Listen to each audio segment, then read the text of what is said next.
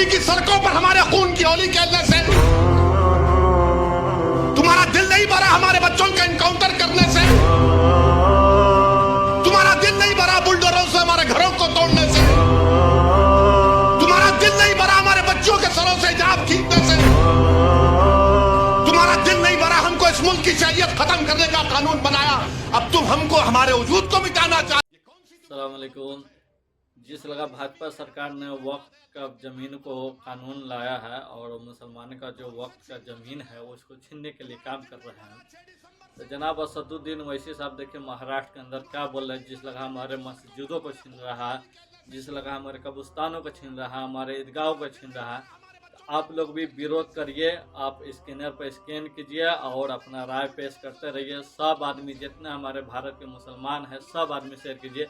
या गल्फ में बैठे हो या सऊदी, दुबई, ओमान, कतर कहीं भी बैठे हो, आप अपने मेल के जरिए राय दीजिए। आइए असदुद्दीन ओवैसी साहब का वीडियो देख रहे हैं हम लोग, आप असदुद्दीन ओवैसी साहब को सपोर्ट कीजिए आप लोग भी। ये कौन सी तुम्हारी मोहब्बत है? ये हमारी जमीन है, हमारी जायदाद है, अल्लाह के नाम पर इसका मालिक अल्लाह है। तुम हमसे छीनना चाह रहे हो? तुम्हारा दिल नहीं भरा 6 दिसंबर से? तुम्हारा दिल नहीं भरा दिल्ली की सड़कों पर हमारे खून की होली खेलने से? तुम्हारा दिल नहीं भरा हमारे बच्चों का एनकाउंटर करने से? तुम्हारा दिल नहीं भरा बुलडोजरों से हमारे घरों को तोड़ने से? तुम्हारा दिल नहीं भरा हमारे बच्चों के सरों से हिजाब खींचने से? तुम्हारा दिल नहीं भरा हमको इस मुल्क की शरीयत खत्म करने का कानून बनाया, अब तुम हमको हमारे वजूद को मिटाना चाहते हो? खुदा की कसम अपने वजूद को मिटने नहीं देंगे इंशाअल्लाह ताला।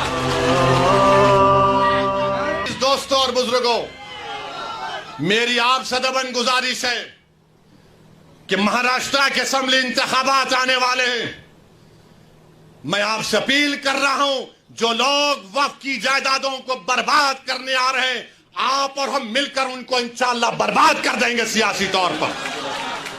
मेरी आपसे अपील है कि मैं यकीनन कह रहा हूं कि इस महाराष्ट्र की विधानसभा में आपको इम्तियाज जलील को और मंजलिस के नुमाइंदों को भिजाना जरूरी है। तुम्हारी आवाज हो, अगर तुम्हारी आवाज नहीं होगी तो कौन आवाज उठाएगा?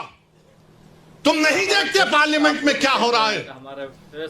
तुम नहीं देख रहे पार्लियामेंट में कौन पुकार रहा है दीवानों की तरह? क्या तुमको नजर नहीं आ रहा कि किसके कलेजे में, सीने में, किसकी आंख में आंसू है जो तड़प तड़प कर देख रहा है कि मेरे बर्बादी का कानून मेरे आंखों के सामने बनाया जा रहा है? कौन होगा तुम्हारी आवाज को? छोड़ो इन चीजों को। कभी अपनों को भी तो अपनाओ, कभी अपनों को तो समझो। जो तुम्हारे लिए दिनों रात मेहनत कर रहे हैं उनकी आवाज बनाकर भिजाओ। यकीनन हराना है इंशाअल्लाह ताला, इन लोगों को हराएंगे इंशाअल्लाह ताला।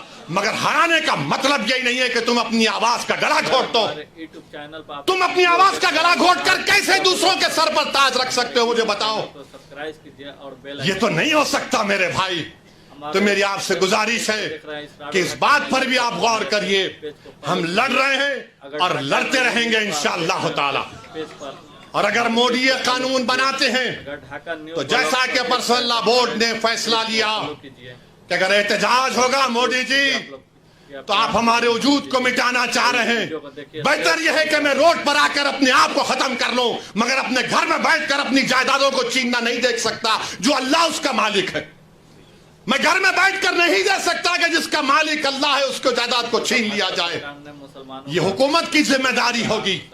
आपको अगर कानून बनाना है तो रोजगार दो, कानून बनाना है तो महिलाओं को बचाओ। अरे कैसा हमारा मुल्क हो चुका है कि उज्जैन में बीच सड़क पर, फुटपाथ पर एक जालिम शैतान एक खातून की अस्मत रेजी कर रहा है। ये कैसा हमारा देश हो गया है? ये गांधी का मुल्क, ये आजाद का मुल्क, अम्बेडकर का मुल्क, कि वो उसका वीडियो निकाल रहा है अस्मत रेजी का। ये कैसा हमारा वतन हो गया है जब हमने अंग्रेजों से खंदा मिलाकर जलियांवाला बाग में अपनी जानों को दे दिया। हमने काला पानी की सजाएं हमारे हिंदू भाइयों के साथ काटी। आज एक अशरफ मुनिहार को ट्रेन के डब्बे में पीटा जाता है तो कोई उफ नहीं बोलने तैयार। बचाना तो छोड़ो, कोई उफ बोलने के लिए तैयार नहीं है। याद रखो, जब आप अपनी लड़ाई नहीं लड़ेंगे, कोई तुम्हारी लड़ाई नहीं लड़ेगा। तुम्हारी लड़ाई तुमको लड़ना पड़ेगा। तुम 70 साल से सोच सोच कर धोखा खा चुके हो कि कोई और हमारी लड़ाई लड़ेगा। नहीं मेरे भाई, तारीख में अगर नाम लिखा जाना है तो ये वक्त है अपनी लड़ाई लड़ने का। यही वक्त है अपने वोट से अपने नुमाइंदों को औरंगाबाद से भिजाने का।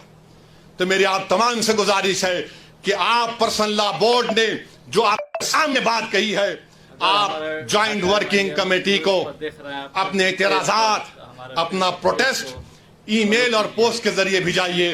15 सितंबर आखिरी तारीख है और अल्लाह से कसरत से दुआ करिए कि परवरदिगार तू हमको जिंदा रख कर ये नजारे मत दिखा कि हमारी जमीनें जिसका तू मालिक हमसे छीन ली जाए।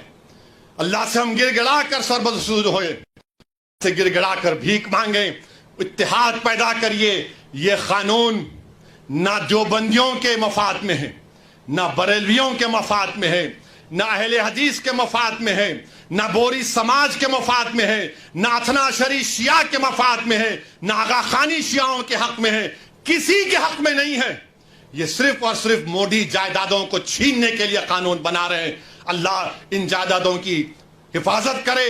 अल्लाह हमको इतनी इत्तेहाद पैदा करे कि मुत्तहदा तौर पर इस कानून को रोकें और अल्लाह सुब्हानहू व तआला इन ऐसे हुकूमतों को, ऐसे पार्टियों को अल्लाह सियासी तौर पर इंतखाबात में इनको शिकस्त दे, बदतरीन शिकस्त दे। वाखिर दावाना अल्हम्दुलिल्लाहि रब्बिल आलमीन।